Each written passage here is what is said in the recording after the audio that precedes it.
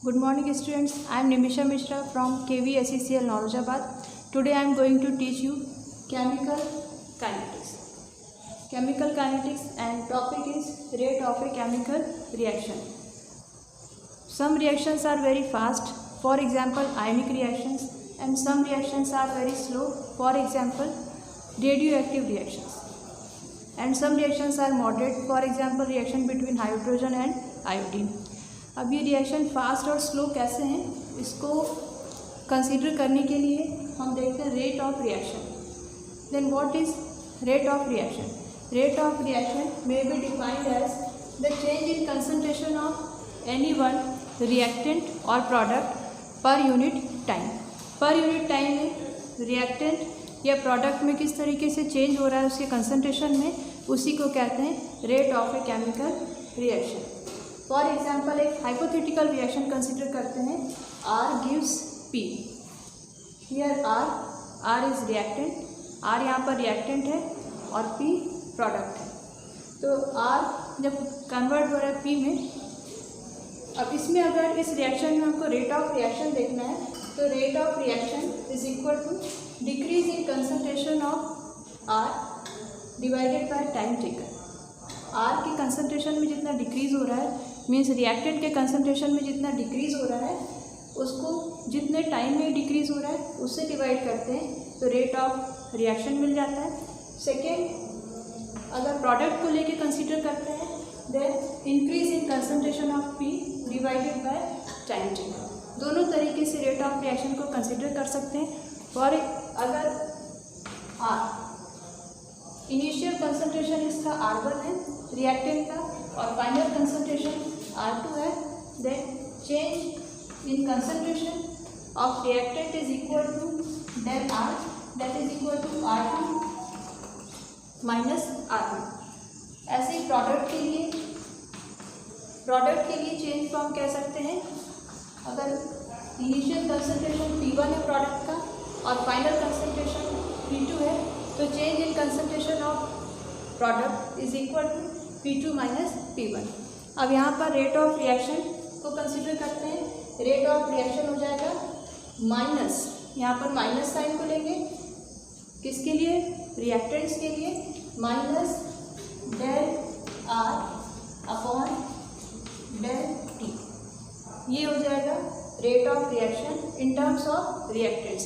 Products के terms में rate of reaction होगा change in concentration of product upon del T.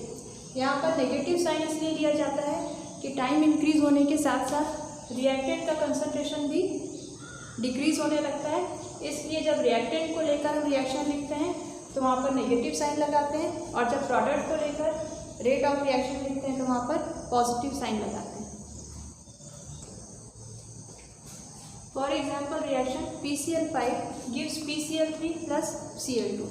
इसके लिए अगर रिएक्शन रेट हमें लिखना है तो रिएक्शन रेट लिखने के लिए माइनस, जब PCl5 को लेकर लिखेंगे तो minus del PCl5 means change in concentration of change in concentration of phosphorus pentachloride divided by time taken is equal to change in concentration of PCl3 divided by time taken is equal to change in concentration of chlorine divided by time taken. तो जब reactant को लेकर लिखेंगे तो यहाँ पर ये ध्यान रखना है कि नेगेटिव साइन लेंगे, और जब प्रोडक्ट को लेकर लिखेंगे तो यहाँ पर पॉजिटिव साइन रहेगा. दूसरी एक हाइपोथेटिकल रिएक्शन है A plus B gives 2C. इसके लिए अगर हमको रेट ऑफ रिएक्शन लिखना है तो ये हो जाएगा minus change in concentration of A minus change in concentration of B, और यहाँ पर ये जो प्रोडक्ट का कंसंट्रेशन 2C दिया हुआ है इसको हम कर देंगे 1/2 change in concentration of C divided by time taken. इस तरीके से रेट ऑफ रिएक्शन निकालना है. रेट ऑफ रिएक्शन दूसरी तरीके से होती है instantaneous rate of reaction. Instantaneous rate of reaction का मतलब है कि एक पर्टिकुलर मूवमेंट में जितना चेंज इन कंसंट्रेशन विद पर यूनिट टाइम होता है उसको कहते हैं instantaneous rate of reaction. Instantaneous rate of reaction or instant rate of reaction. Instant means for a short moment. The rate of change of concentration of any one of the reactant or product at a particular moment or time is called instant rate of reaction. फिर से हम consider करते हैं एक hypothetical reaction R gives P. इसके लिए जब instant rate of reaction लिखना है तो ये हो जाएगा minus dr upon dt is equal to minus dt upon dt। इस तरीके से इंस्टेंट रेट ऑफ रिएक्शन को हम लिख सकते हैं। सेकेंड एक और हाइपोथेटिकल रिएक्शन लिखते हैं। ए molecules of reactant A plus B molecules of reactant B gives C molecules of product C plus D molecules of product D। इस हाइपोथेटिकल रिएक्शन के लिए अगर हमको रेट ऑफ रिएक्शन लिखना है तो इसको हम लिखेंगे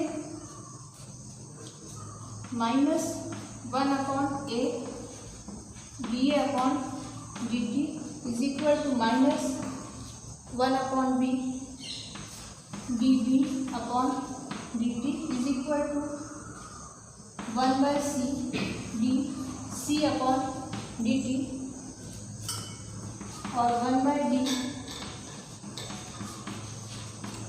इस तरीके से इंस्टेंट रेट ऑफ रिएक्शन को लिखा जा सकता है। एग्जाम में कभी कभी इससे जुड़े हुए 1 और 2 मार्क्स में शॉर्ट न्यूमेरिकल्स आते हैं।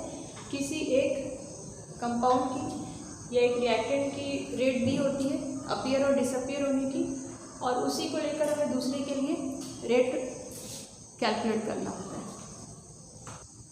Now factors affecting rates of chemical reaction. कोई भी केमिकल रिएक्शन की रेट के लिए कौन कौन से फैक्टर्स होते हैं जिसके कारण रेट ऑफ रिएक्शन इंक्रीज और डिक्रीज होती है। First factor is concentration.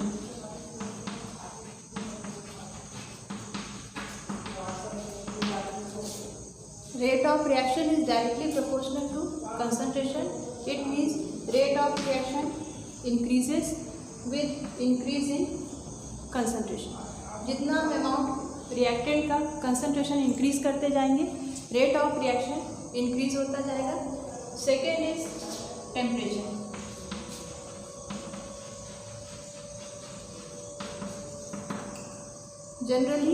Generally rate of reaction is increases with increase in temperature. When we increase temperature by 10 degree Celsius, जब भी कोई भी रिएक्शन का हम टेम्परेचर 10 डिग्री सेल्सियस से इंक्रीज करते हैं तो वहाँ पर रेट ऑफ रिएक्शन 2 और 3 टाइम्स इंक्रीज हो जाता है। इसलिए टेम्परेचर को इंक्रीज करने पर रेट ऑफ रिएक्शन भी इंक्रीज हो जाता है। अब 10 डिग्री सेल्सियस इंक्रीज करने पर 2 to 3 टाइम्स कैसे इंक्रीज होता है ये आगे जब हम आर्हेनियस इक्वेशन और कोलिजन थ्योरी पढ़ेंगे उससे आपको क्लियर हो जाएगा। अभी आपको इतना रखना है कि टेम्परेचर इंक्रीज करने पर रेट ऑफ रिएक्शन इंक्रीज होता है और टेम्परेचर 10 डिग्री सेल्सियस इंक्रीज करने पर rate of reaction 2 to 3 times increase हो जाता है। जबकि जो कंसंट्रेशन है कंसंट्रेशन के डायरेक्टली प्रोपोर्शनल होता है rate of reaction. Concentration increase करने पर रेट ऑफ रिएक्शन इंक्रीज हो जाता है। And third point is catalyst.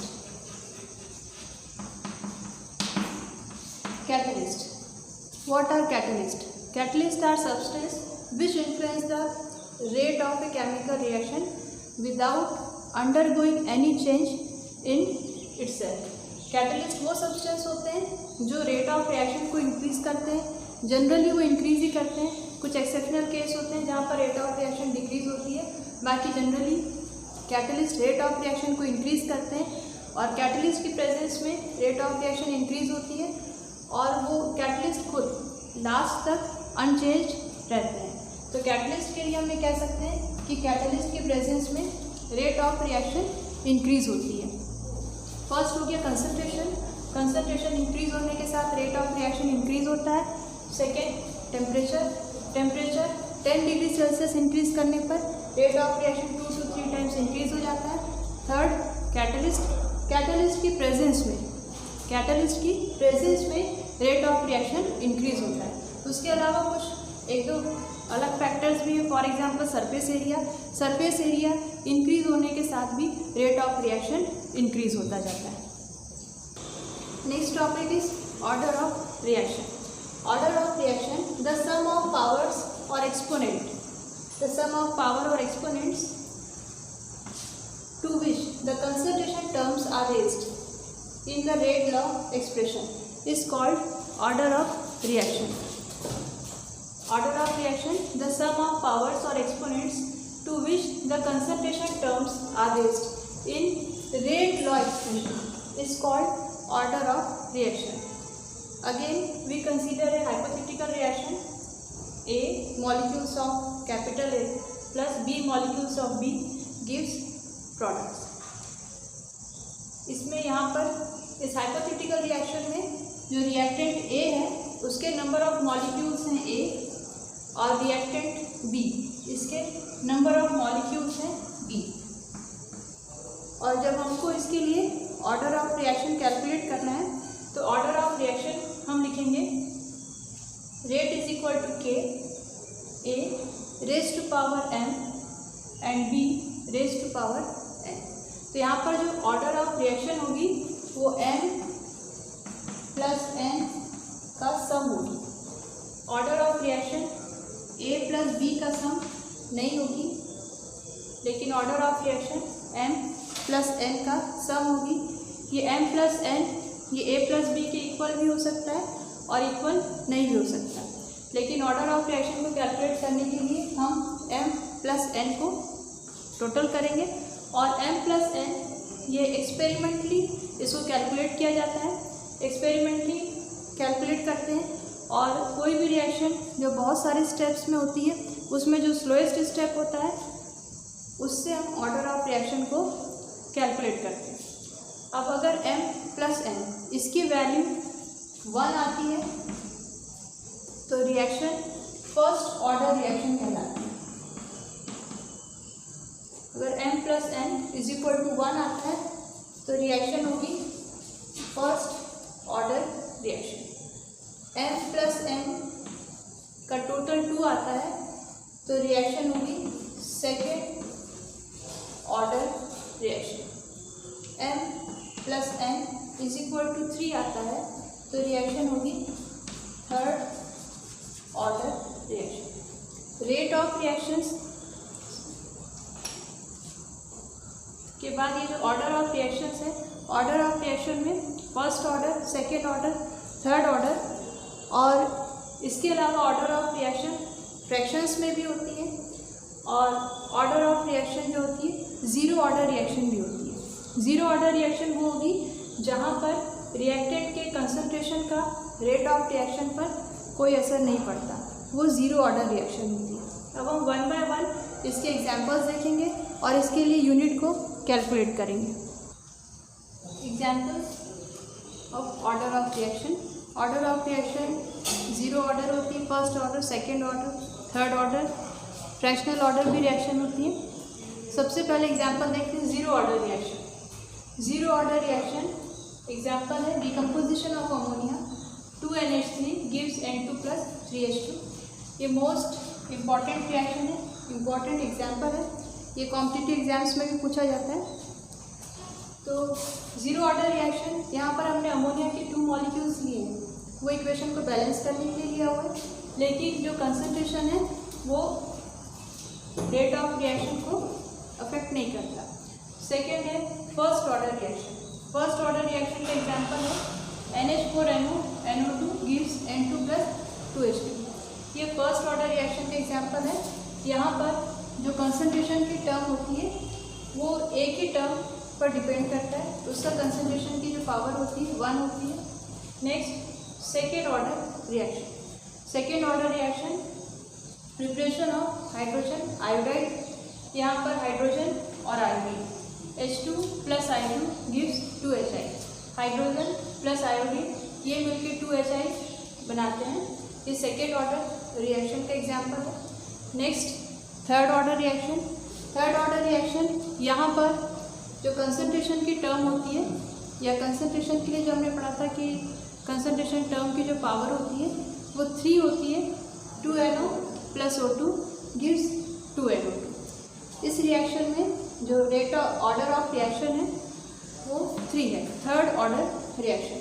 Next है फ्रैक्शनल ऑर्डर रिएक्शन। यहाँ पर जो कंसंट्रेशन होती है वो फ्रैक्शंस में होती है, 1 2 3 में होती है। ये है fractional order reaction. Example CH3CHO gives CH4 plus CO। And last is pseudo order reaction. ये मोस्ट इम्पॉर्टेंट रिएक्शन है, अक्सर एग्जाम में पूछी जाती है। स्यूडो ऑर्डर रिएक्शन या स्यूडो फर्स्ट ऑर्डर रिएक्शन।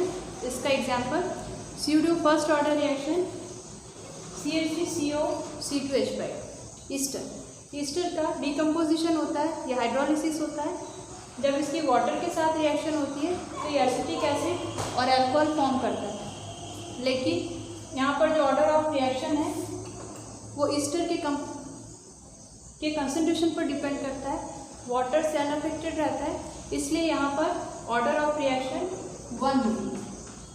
इसीलिए इसको pseudo means false pseudo order reaction इसको इसलिए कहा जाता है कि यहाँ पर हमको 2 कंपोनेंट दिख रहे हैं, तो 2 कंपोनेंट के हिसाब से तब ये लगता है कि एटलीस्ट ऑर्डर ऑफ रिएक्शन यहाँ पर 2 होनी चाहिए, लेकिन ऑर्डर ऑफ रिएक्शन यहाँ पर 1 होती है क्योंकि वो ईस्टर के कंसंट्रेशन पर डिपेंड करती है। एक बार फिर से देख लेते हैं। Zero order reaction, decomposition of ammonia. First order reaction NH4NO2, ये डिकम्पोज होता है N2 plus 2H2O। Second order reaction के example H2 plus I2 gives 2 molecules of hydrogen iodide। Third order reaction 2NO plus O2 gives 2NO2। Next है fractional order reaction CH3CHO gives CH4 plus CO। And last is pseudo order reaction और pseudo first order reaction. ये ester के concentration पर depend करती है, इसलिए ये first order reaction है। ये मोस्ट इम्पॉर्टेंट रिएक्शन है। Now calculation of units of rate constant. Rate constant के लिए यूनिट्स को कैलकुलेट करना स्टार्ट करते हैं। Zero order reaction. Zero order reaction में जो रिएक्टेंट है, रिएक्टेंट की जो कंसंट्रेशन टर्म की पावर होती है according to definition of order of reaction वो होती है 0।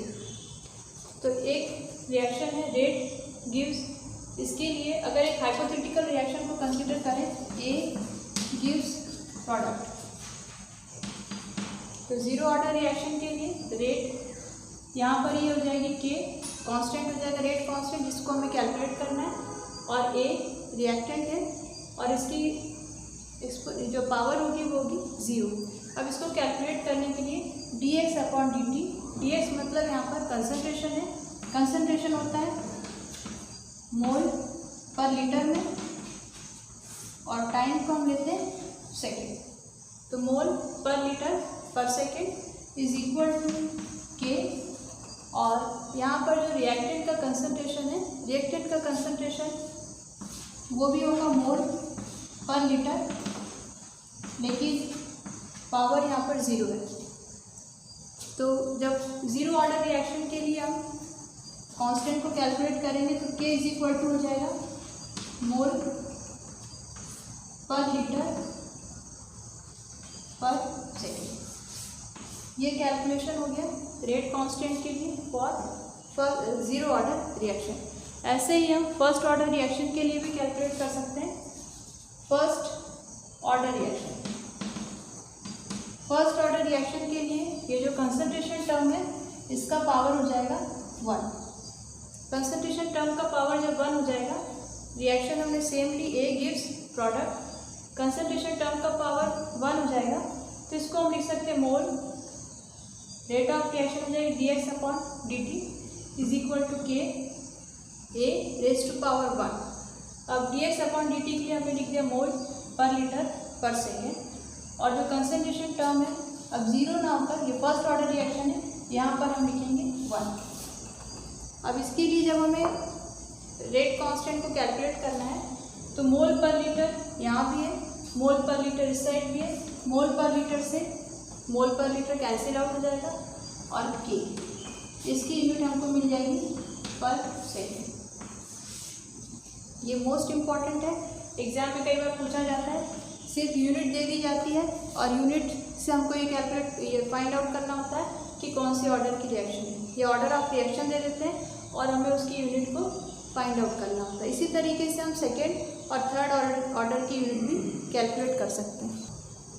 सेकेंड ऑर्डर रिएक्शन के लिए जब यूनिट को कैलकुलेट करना होगा, same reaction A gives product, और यहाँ पर ये मान के चलते हैं कि ऑर्डर ऑफ रिएक्शन यहाँ पर 2 है, सेकेंड ऑर्डर रिएक्शन है, तो रेट हो जाएगी dx/dt is equal to k a raise to power 2 dx/dt। इसके लिए लिखेंगे मोल पर लीटर पर सेकेंड। ये हो जाएगा जैसे हमने पहले लिखा था, is equal to k as it is रहेगा, a raise to power 2 means concentration की पावर 2 हो जाएगी, तो इसको रेज टू पावर 2 या इसी को 2 टाइम्स लिख सकते हैं इस तरीके से। 2 टाइम्स लिखने के बाद मोल पर लीटर जो इस साइड है और 1 मोल पर लीटर यहाँ पर, ये कैंसिल आउट हो जाएगा, तो K इज इक्वल टू हो जाएगा पर मोल लीटर पर सेकेंड या लीटर पर मोल पर सेकेंड। इस तरीके से सेकेंड ऑर्डर रिएक्शन के लिए हम यूनिट कैलकुलेट कर सकते हैं। सेकेंड ऑर्डर रिएक्शन के बाद थर्ड ऑर्डर रिएक्शन को भी सेम इसी प्रोसीजर से कैलकुलेट कर सकते हैं। Third order reaction a raise to power हो जाएगा 3, a रेज टू पावर 3 हो जाएगा। अब यहाँ पर वैल्यू रखेंगे dx/dt, again mole per litre per second is equal to k। अब a यहाँ पर है, मोल पर लीटर 3 टाइम्स हो जाएगा, तो ये हो जाएगा mole per litre raise to power 3। Raise to power 3 लिखने से 1 टाइम जो है वो कैंसिल आउट हो जाएगा और जो 2 टाइम्स का है मोल पर लीटर वो बचेगा, तो इसकी यूनिट हो जाएगी k rate constant is equal to litre raise to power 2 mole raise to power -2 and second raise to power -1। इस तरीके से हम सभी की यूनिट्स को कैलकुलेट कर सकते हैं, first order, second order and third order reaction. Molecularity means the number of reacting species में मॉलिक्यूल्स, एटम्स और आयंस तीनों कंसिडर होते हैं, which collide simultaneously to bring about a chemical reaction is called molecularity of a reaction. जितने भी molecules जो किसी reaction को कंप्लीट करने के लिए जिनके बीच में इफेक्टिव कोलिजन होता है वो कहलाते हैं मॉलिक्युलरिटी। रिएक्शंस कई तरह की होती हैं, यूनिमॉलिक्यूलर रिएक्शन, बाईमॉलिक्यूलर रिएक्शन और ट्राईमॉलिक्यूलर रिएक्शन। जहाँ पर एक ही सिंगल रिएक्टेंट के मॉलिक्यूल्स के बीच में कोलिजन होता है, इफेक्टिव कोलिजन होता है, वो रिएक्शन यूनिमॉलिक्यूलर कहलाती है। बाईमॉलिक्यूलर रिएक्शंस में 2 मॉलिक्यूल्स और ट्राईमॉलिक्यूलर रिएक्शन में 3 मॉलिक्यूल्स। यूनिमॉलिक्यूलर रिएक्शन का एग्जाम्पल है decomposition of ammonium nitrate NH4NO2 gives N2+2H2। इसके ये यूनिमॉलिक्यूलर रिएक्शन का एग्जाम्पल है। बाईमॉलिक्यूलर रिएक्शन में decomposition of hydrogen iodide 2HI gives H2+I2 और ट्राईमॉलिक्यूलर रिएक्शन में 2NO+O2 गिव्स 2NO2। मॉलिक्युलरिटी और ऑर्डर ऑफ रिएक्शन, दोनों में डिफरेंस क्या है? Order of reaction, zero order reaction भी हमने पढ़ी है, ऑर्डर ऑफ रिएक्शन में भी जीरो में भी फ्रैक्शनल, लेकिन जो मॉलिक्युलरिटी होती है वो ना तो ज़ीरो होती है ना ही वो फ्रैक्शंस में होती है, वो कंप्लीट इंटीजर्स में होती है। For example unimolecular reaction, bimolecular reaction और ट्राईमॉलिक्यूलर रिएक्शन। तो दोनों के बीच में हमें डिफरेंस भी पता होना चाहिए, ऑर्डर ऑफ रिएक्शन और molecularity of reaction. Order of reaction जो होती है वो एक्सपेरिमेंटली कैलकुलेट की जाती है, जबकि मॉलिक्युलरिटी है वो एक्सपेरिमेंटली कैलकुलेट नहीं की जाती। ऑर्डर ऑफ रिएक्शन ज़ीरो भी हो सकती है, फ्रैक्शन में भी हो सकती है, और जो मॉलिक्युलरिटी है वो unimolecular reaction, bimolecular reaction, ट्राईमॉलिक्यूलर reaction हो सकती है, लेकिन ज़ीरो मॉलिक्यूलर रिएक्शन नहीं होती। आज हमने पढ़ा सबसे पहले rate of reaction. Rate of reaction को लिखने के लिए जो लिखते हैं decrease in concentration of reactant और increase in concentration of product. जब रिएक्टेंट के कंसंट्रेशन के टर्म में लिखते हैं तो नेगेटिव साइन लगाया जाता है, जब प्रोडक्ट के कंसंट्रेशन के टर्म्स में लिखते हैं तो पॉजिटिव साइन लगाया जाता है। सेकेंड टॉपिक था order of reaction. Order of reaction ये first order, second order, third order, zero order reaction भी होती है, फ्रैक्शनल ऑर्डर रिएक्शन भी होती है। तो इसको पढ़ते टाइम इनके एग्जाम्पल्स हमको लर्न होने चाहिए। एग्जाम्पल्स एग्जाम में पूछे जाते हैं या फिर यूनिट। कई बार यूनिट को देखकर क्वेश्चन पूछा जाता है कि किस ऑर्डर रिएक्शन की यूनिट है। थर्ड है मॉलिक्युलरिटी। मॉलिक्युलरिटी में भी यूनिमॉलिक्युलर, बायमॉलिक्युलर, ट्राईमॉलिक्युलर रिएक्शन होती है। और डिफरेंस ये होता है ऑर्डर ऑफ रिएक्शन और मॉलिक्युलरिटी ऑफ रिएक्शन में कि मॉलिक्युलरिटी कभी भी ज़ीरो मॉलिक्युलर रिएक्शन नहीं होती, ये फ्रैक्शंस में नहीं होती, जबकि order of reaction zero order reaction होती है, फ्रैक्शंस में होती है। मॉलिक्युलरिटी ये थ्योरेटिकल कॉन्सेप्ट है, ऑर्डर ऑफ रिएक्शन ये एक्सपेरिमेंटल कॉन्सेप्ट। इससे रिलेटेड इंपॉर्टेंट क्वेश्चन जो एग्जाम में पूछे जाते हैं ऑर्डर ऑफ रिएक्शन से, example pseudo order reaction.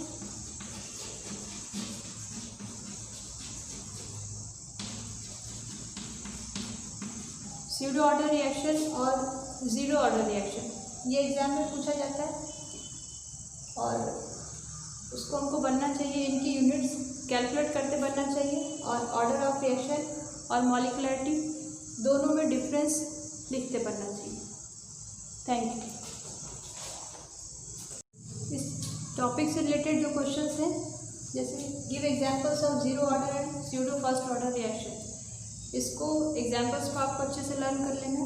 Example को देखिए, कई बार एग्जाम में एमसीक्यू टाइप क्वेश्चन पूछ लिए जाते हैं कि डिकम्पोजिशन ऑफ अमोनिया ये कौन सी ऑर्डर रिएक्शन, ये ज़ीरो ऑर्डर रिएक्शन, तो आपको सभी के एग्जाम्पल लर्न करने हैं। Second question give difference between order of reaction and मॉलिक्युलरिटी।